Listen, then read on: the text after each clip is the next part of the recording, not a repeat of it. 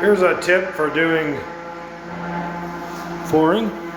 That is this newer style California clip-in floating flooring. Now, sometimes if you just run one row at a time, you're going to end up with that canopy there. Okay, so that can happen, and if you go and try to push this end in like that, then it's going to push out your other end like this. So what you do is you can run multiple rows with a stagger to get that, and you can clip in your back seam here and get it tight. And then what that does is it locks that other end from moving, and then you can suck this over and get it tight without the other end gapping out. If you don't want to bust out a tape and you're trying to finish a wall like this, you don't want it to tuck up under the floor because you're going to run baseboard. Kind of tilt it up like this. Make sure that you orientate it properly. So if it's going to go in like this with the right side clip to go in to here, then you need to flip the board around before you mark it.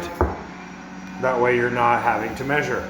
You don't need to bust a tape out for this. Then you kind of angle it up, make sure it hits the wall, and then here you mark the gray side, not the wood. So let me get my pencil out and show you what I mean. So you'll mark here, and that gives you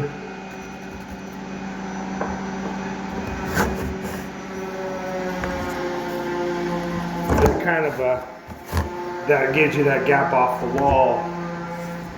Why is it being all funky? That's not quite where I want it to be, actually.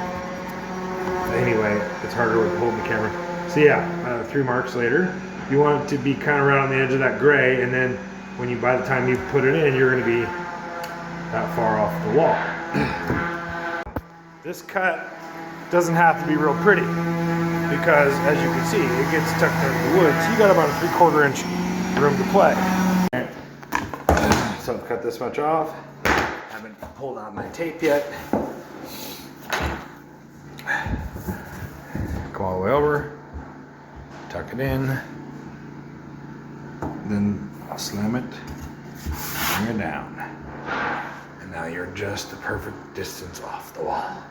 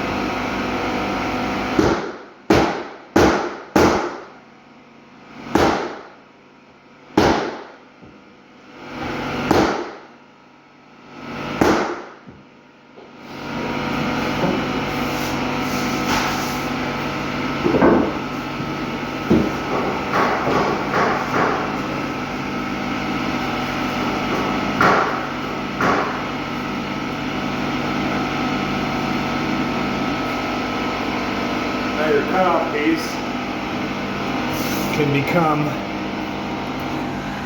your starter piece.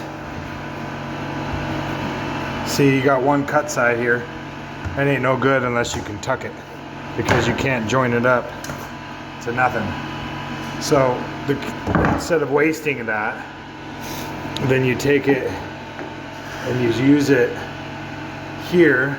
So this is the other side of that last piece I just cut. And now we have a nice leading flange ready to go.